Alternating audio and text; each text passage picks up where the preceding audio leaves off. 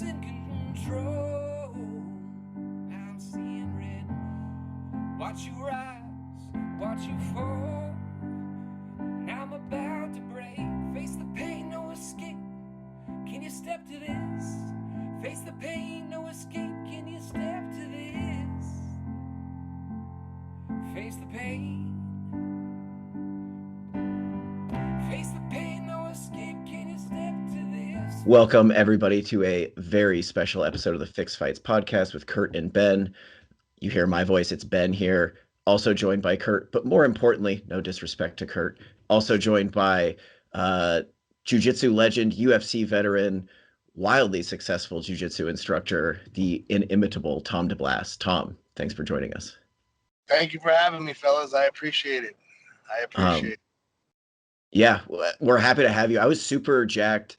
Little self-promotion here. I wrote an article based on an interview I had with you a couple weeks ago that's on Grappling Insider. And man, I felt like there's always more that you have to say or more that you wanted to say. So happy to have you back on. Thank you. I usually I'm so busy, man. I usually don't even do podcasts anymore. But that interview you did with, well, I'm doing a few. I have a few lined up, but I really don't do much. But the interview you gave me was it was so well written, and you did such a good job on it. I was like, that's the least I could do is come on your show. So I'm happy to be here. Wow. We appreciate that, man. Yeah, I really teed you up for that compliment, so I'll take it. But real quick, is today your birthday? Yes, it is. It is my birthday today. 39 years old. Man, happy birthday. Happy birthday, man. Thank you. It's been bittersweet, since I lost my dad 4 weeks ago. It's been a rough time. So it's I don't really feel like it's my birthday, and I'm traveling. I'm on my way to the airport now to travel to Texas because I'm coaching in the Pan Ams this weekend. So my birthday is gonna consist of being on a plane, but I have first class, so I'm not mad at that. There you Nice. go. You get much better than that. How many guys do you have competing over there in the Pans? I have 4 of my own homegrown guys and a bunch of affiliates that are going to be there as well. So it's going to be a busy weekend. It's going to be super busy. Coaching is always so stressful, but I think our guys have a really good shot to do some great things. And they have some tough matches, really, really tough matches. But I believe we'll come home with, a few gold medals for sure. Nice. So I feel like this is kind of a hot topic in jiu-jitsu right now, but I feel like it's really apropos for you going down to the Pans, as a leg lock guy, right? What are your predictions in terms of how different could competition look for those brown and black belts now that maybe guys that exclusively compete in IBJJF and now they have to deal with the rule changes? I think at brown belt, you'll see a big difference. At black belt, I feel like the guys who win at black belt, they're going to win under any rule set for the most part. Just like ADCC, it's you usually don't get guys that are winning the trials and winning the finals that are not able to compete well in IBJJF, So I think at brown belt, though, before people are 100% developed, you'll see some upsets in there, or not upsets necessarily, but some guys that play to the submission only rule set that come in and snag a leg. But I believe more and more, I'll tell you, I didn't realize Brazilians were really focused on their leg locks as much until I saw the last fight to win, the Subverse and Tata Ribeiro. She was in there. Man, her leg attacks were so sharp and her leg defense was sharp. And I was like, the game is evolving. So I think a lot of the Brazilians that, we thought, they don't know leg locks. They know how to defend leg locks for sure. You know what I mean? So is this going to be a make it or break it? I don't think so. Will we see some upsets? Yes. Is it going to change the entire landscape? No, it's not, in my opinion. But I think it's imperative that we add the heel hooks. I think this is jiu-jitsu. How can we have a rule set with no heel hooks? I think that's so silly, I agree. It seems like a long time coming, too. Do you have any opinions on why they made the jump now, or do you think it was just something they had to do? I think it's something they had to do to remain competitive. like not. I mean, they're always competitive, but I mean, just not get like so much criticism. You know, I mean, Yeah. they started to get heavy criticism, and you know, it's like, what are we waiting for here? You know, I mean, the guys at brown belt and black belts, like, if you don't want to have heel hooks, don't compete. You know, I mean, it's a competition and it's a jiu-jitsu competition. This is not basketball, right? This is not golf. Like we're going in there to hunt for submissions, and I don't believe, you know, I've never been popped with a heel hook or I've never ripped anybody with a heel hook. So I believe if you study them, they are not as dangerous as everybody thinks. Now, the thing is, if you turn the wrong way in a heel hook, like you're gonna explode your legs. So that's the only problem, you know. Yeah. So I'm curious, something you said that I think you're probably right that, you know, black belts are the guys that are gonna win no matter what. Um, you know, are those, I guess my question is like, is the game changing kind of backwards a little bit? Like it seems like I think maybe several years ago in jiu-jitsu, the metagame was all these guys are having tons of success with heel hooks.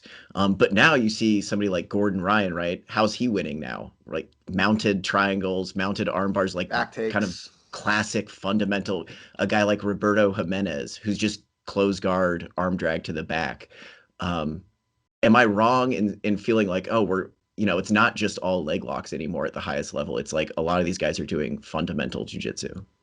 No, you're not wrong at all. You know, I think everybody caught on to the leg locks. And I think the people who are just leg lock guys, they're falling behind now. You know, you have to be well versed. You have to know everything. You just have to be good, man, in every position. And fundamentally, you have to be perfect, in my opinion, to succeed at the highest levels. You know, I think that's imperative. Yeah. I got one kind of selfish question here. And to that point about the guys at the higher level, Kurt's a black belt in jujitsu. I'm a brown belt in jujitsu. Like what is some advice to guys that have been doing jujitsu for a while now? And it's like, you know, I feel like I just want to keep filling my cup, but my cup is pretty full. You know what I mean?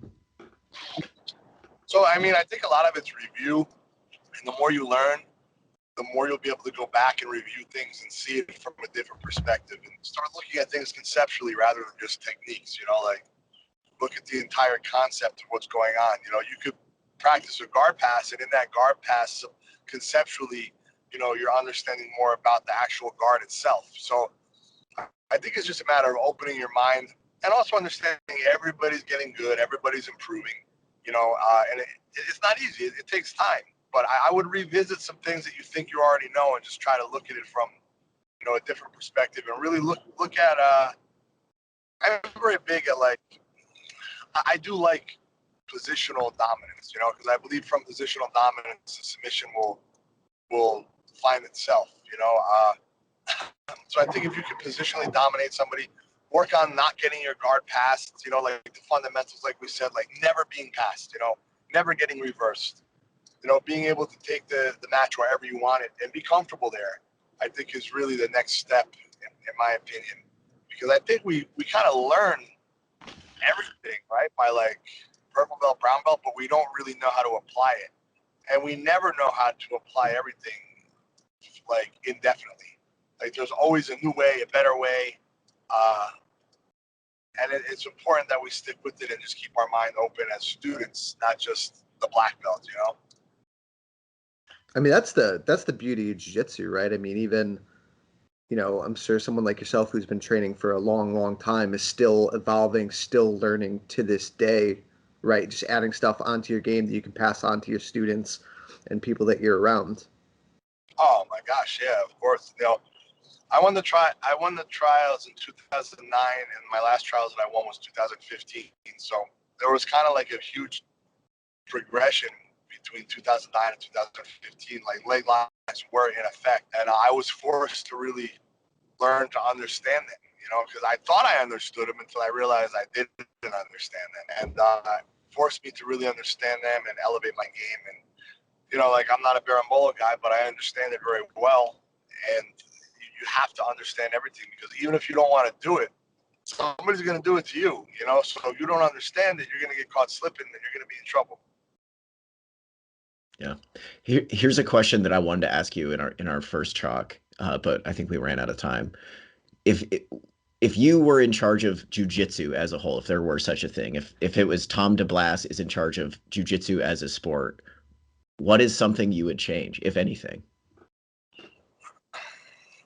I don't know. That's a good question. I mean, I think it's going at a pretty. I think it's really good, like what's happening right now. Like, what's different for me that I don't think actually competitively I would change much or do much because we have a wide variety of different, events. We have ADCC, we have Who's Number One, we have Seth Daniels with Fight to Win, who's always putting on phenomenal shows. We have like the EBI rules. My student actually, Sam Michael, he's running this Emerald City Invitational that's bringing back EBI rules again. So I think no matter what rule set you like, you could find it.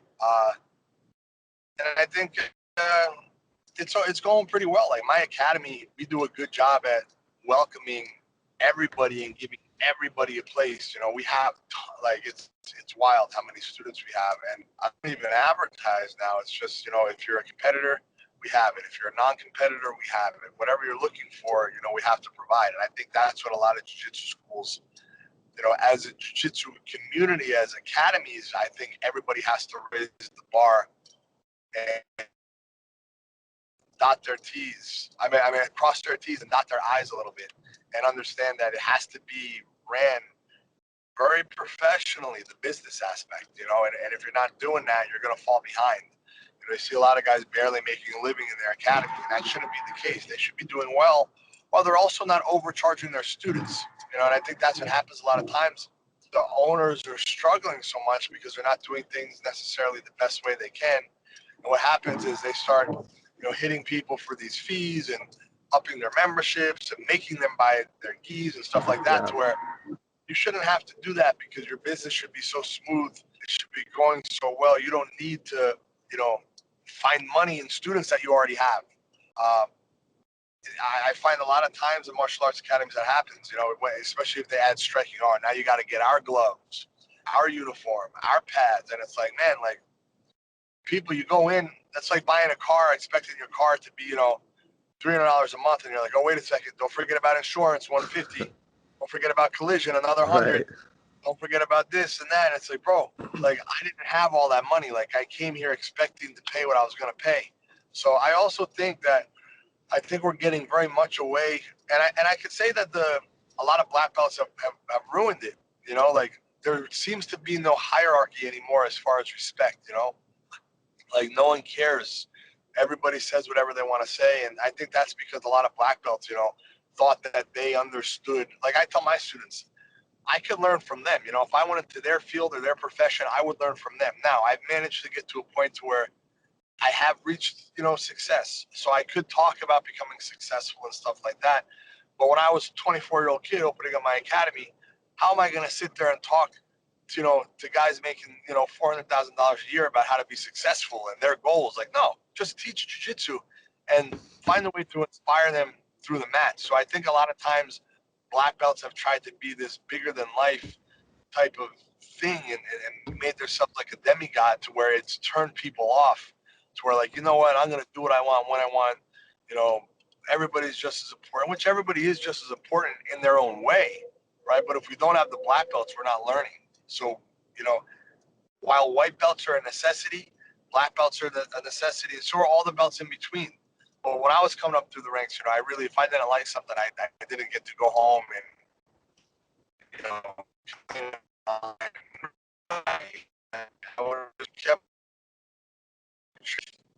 I would have waited until it was my time to make a change, and that's ultimately what I did. I didn't agree with everything coming up through the ranks, but it wasn't my time or my place to really give my opinion. I had to prove myself first, so that's just some of the things that I look at when I think about what could be different or what should stay the same, Yeah, those are all good points. I think there's a lot of selfishness in jiu-jitsu, or at least there was, and I think a lot of that is starting to go away. Where kind of like you said, people kind of view themselves as like demigods, and you know, you could only train here, you can only wear this gi, yada yada yada. And I think a lot of that is starting to evaporate, and you know, I think more gyms are becoming more cohesive units. And in my opinion, I guess I could um, pass this off on you. What is your opinion on cross training? I've always been a big proponent of cross training. I feel like back in the day, that was something that was almost kind of like shunned upon. I believe you should lift weights, exercise, and do conditioning and stuff. But, you know, I kind of stick to jujitsu for my pastime because just because of injuries for me, like a lot of injuries I've acquired have been off the mats, like playing basketball and stuff like that. So I do believe in strength training. If you want to do something, I say do it. And I don't think it needs to be so like scientific. Listen, like if you want to lift weights, go pick up weights and put them back down. Like you're getting stronger, you know?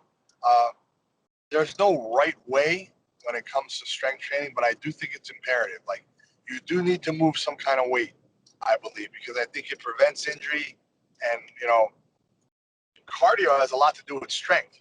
The more the more energy you're putting forth, the more tired you're going to get. So the stronger you are, the less energy you're putting forth, the better your cardio is, you know? So I think people should focus more on strength training, less on like sprint work and stuff like that. Their cardio is going to be on the mats, training live, you know, making sure they keep their intensity at a high pace. Like don't train 5-10 minute matches and 8 minutes out of 10 minutes, you're laying on somebody in side control. No, Right. every 30 seconds you're moving, you know, you're fighting for takedowns, you know, you're fighting for size to pass the guard, you're fighting to retain your guard and reverse. So just to force ourselves not to be lazy is something that I think we really need to do. Lazy in our actual matches that we're doing. It's very easy to become complacent. True. Hey, I want to go back a little bit because I think this is also what Kurt was getting at too. And I also do, assuming we have time, want to continue talking about strength training. But what are your thoughts on cross training in the sense of like going students from one affiliation or gym going and training at another gym, like of a different affiliation? I have so many affiliations and I have so many students that travel and affiliate students, I mean, like in affiliate schools. So we have like 34 around the country and world now. Wow. So my students are traveling and they're going to other places. Yeah, they've been welcomed into every school, Gracie Baja, Alliance, Nice. and we have people who are coming in from different areas. You know, they're living out of state from Gracie Baja, Alliance, 10th Planet. They visit me. I've given seminars at literally every single affiliation possible. So it would be a little hypocritical of me to say, oh, my students can't train anywhere else. Now, if it's a local school and we're having competition training, you know, and we're training hard, and you're going to miss our practice to go train with another local school when you have teammates that need you, that's bullshit. You know, and that's the stuff that I don't agree with nowadays that a lot of these people are preaching. It's like, go to any world-class school or go to the New York Giants, right? And say, hey, man, you know, like, is it okay if your one athlete goes and trains with the Jets today instead of the Giants just because he has some buddies at that other school? Right. Now, it's one thing if it's outside of class time and no one's preparing for anything and you get together and you train, sure, do your thing. I don't care. I really don't care. You know, I welcome anyone in my academy, for sure. You could come from another academy. It doesn't matter. But it's like when we have our competition training, I expect my competitors to be there for one another. Don't miss our competition training because you're training at another academy. Now, if you travel somewhere, do your thing. If it's a day we're not training competitively, do your thing. Go anywhere. I don't really Got it. care. You know what I mean? It doesn't make a difference to me. But there has to be some level of commitment. And, you know, people hate the word loyalty nowadays. I don't know why. There has to be some level of loyalty to your own team and your own teacher, you know? And people who don't like that, what I have to say, I don't care. I'll say go somewhere else. Like, I don't ever have that problem, ever. Like, literally ever, just because my academy also does, it is the academy that everybody would want to train at. We make sure it is that school. We have so many different affiliates to where if someone, you know, is working up north in New Jersey, they can stop at one of our affiliate academies and train there, you know. But it's like, it's not really something I've dealt with, but if I did have to deal with it, I wouldn't care. You know, I have no ill will. I think people should do what they want. You know, if you want to do something that you don't agree with that I think you should do, well, then that's fine. You know, you're your own man, you're your own woman, you're your own person. I'm not your parent. You know, I'm just going to run my business the way I want to run my business. Yeah, makes sense, man. And then going back to the strength training a little bit, I feel like the biggest problem for most, and this is, I know you have an instructional out about like middle-aged competitors or guys that are getting a little bit older. I feel like every person who's over like 32 that trains jujitsu has like just a myriad of injuries constantly that are constantly adding up. At least that's the deal for me, right? Like I feel like it's always injuries that are the biggest problem. I guess, you could probably go on this topic for quite a while, but what's kind of the general advice? Like, how do I stop myself from ever getting injured in jiu-jitsu? I mean, I believe there's always that risk, whether you're walking in the street, you could roll your ankle. But I think people train the wrong way sometimes. Like, I'm a big, like, I really believe our older students, when I say older, I don't mean older, our non-competitive students, they should take rest. They should take breaks. They don't need to train every match until they're absolutely and utterly exhausted. That's when injury is going to find people, when they're training utterly exhausted. Take a day off. You know. Also, if you're caught in a submission, tap. Most people don't injure themselves because they don't tap in time, but they try to escape the wrong way, right? So as they're trying to escape the wrong way, they're getting hurt. Just chill out, man. It's just jiu-jitsu. There's no reason to like freak out if you're getting caught.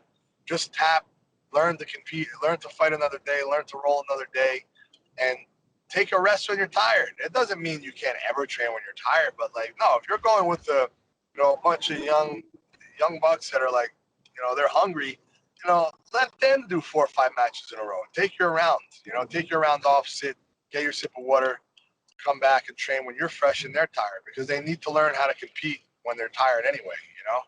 I have a totally different outlook from non-competitive students to competitive students. It's a total different world for me. That's a good perspective to have. I appreciate that. I got one more actually. And this is, I guess, kind of open ended, but I mean, from your days fighting MMA, how have you seen the grappling in MMA evolve? I mean, even from my layman's view, it's just evolved so much to where it is now from even 10 years ago. I don't know. I think there's some athletes that will bring beautiful jiu-jitsu into the match, but I think a lot of MMA is the rounds are so short at 5 minutes. A lot of times jiu-jitsu guys have a hard time really showing off their jiu-jitsu. Also, they're slippery and we're adding punches, and 5-minute rounds are so short. I think a lot of people are really, really good at avoiding jiu-jitsu in MMA. We see Gary implement his jiu-jitsu. Let's see how he implements it against guys that are top 5 in the world, top 10 in the world. I mean, that's going to be the real test. Can he do it at the highest levels? He's fighting in the biggest organization, right? But he hasn't really been tested yet. And when he is, let's see what he could do. And I have a, pretty good idea that he will be implemented, because it's Gary. He always finds a way. But most athletes can't do what he does. We saw it. I believe Damian Maia was like the pinnacle of jiu-jitsu for MMA. Like, I don't think anyone did better than him, and I don't know if anyone will do it better than him. Lovato had some nice submissions. He did really well. But other than that, I mean, I don't know what jiu-jitsu guy we really see out there dominating with just jiu-jitsu. And I might be wrong, because I don't really keep track of MMA anymore. But not really anything that comes to mind. I got one more question for you. I know you got to get out of here soon, but I would shoot myself if I didn't ask this. Your Tapology MMA record, if you go and look at that, lists a 2003 amateur MMA fight against current MMA judge Dave Torelli. And I have no idea. I want to know the story behind that. I took the fight and I was training for 2 months. And it's really not amateur. It was close fists, less rules than we have now. And I didn't know jiu-jitsu. I wasn't even a white belt. I wasn't training jiu-jitsu. I was just a tough kid that would fight anybody. And he was very seasoned. He was he had amateur fights by that point, or pro fights by that point. It's like a weird part on his record where he had pro experience and then took this amateur fight with you. Yeah, he had a lot. So like I said, the rules weren't amateur. It was closed fist, no like pads or anything. His opponent dropped out and my opponent dropped out. I was supposed to fight another amateur guy with no fights. And they're like, hey, you want to take this fight? And I think it was a lot of inexperience of my current and my previous instructors that I trained with for a few months before I found Ricardo, and me just believing that I could go in there and do my thing, But the referee ended up stopping the fight. I knew nothing. It was terrible, but it was also a great learning experience for me because, like, I looked in the mirror afterwards. I was like, man, like, wait till I learn. You know what I mean? Like, wait, like I wasn't like discouraged. I was like, wait till I learn. Like everybody's fucked one day. And I just really wanted to come back. And that was the last time in like a fight to where you could say that I wasn't in it. Like one thing I always say, I didn't go out there and submit 100% of the people. Like I wasn't like the most exciting competitor, but no one ever did shit to me. You know what I mean? Like over a 20-year career, I've given up less than 12 points in jiu-jitsu competition. MMA, I've never been dropped. I've never had my guard passed either.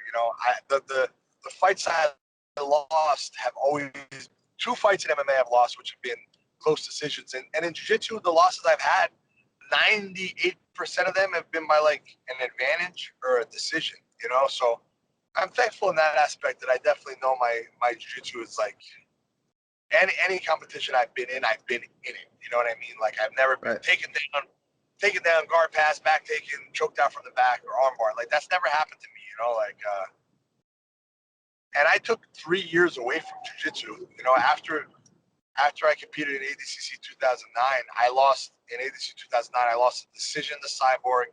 Then I lost by 3 points to Andre Galvao. And I stepped away and I just went into MMA, So it's like over that time when I stepped away, I think jiu-jitsu really was progressing a lot. That's why I was super thankful when I came back and was able to win the trials again. Because I didn't know if I'd be able to, I didn't know how much it progressed when I was away, but fundamental jiu-jitsu proved to be supreme at that time, and I was thankful for that. I wish I had fundamental jiu-jitsu in that amateur or in that fight. Right. Oh man, that's crazy. I'm glad. I was like so curious because you see this like huge gap on your record, and Dave Torelli is now, he's like still, I don't know if you know, but he's still like a very active judge in MMA, which is just interesting. Yeah, he always sees me like, he'll always be like, I was the only person to stop you when he sees me. That's crazy. He's a good guy. He's a wild man. He's a good guy. He's a tough guy. He was a tough guy. Absolutely. All right. Well, I know you got to get out of here. You're on your way to the Pans to coach some athletes on to victory, hopefully. Kurt, do you have anything else? I don't, man. Just thank you again. Happy birthday, and hope you and the guys kill it out there in Texas. Thank you so much, guys. I appreciate you. We appreciate you too. Thanks, Tom. Have a good one. Take care. Bye-bye. Bye. No escape, can I step to this? Face the pain.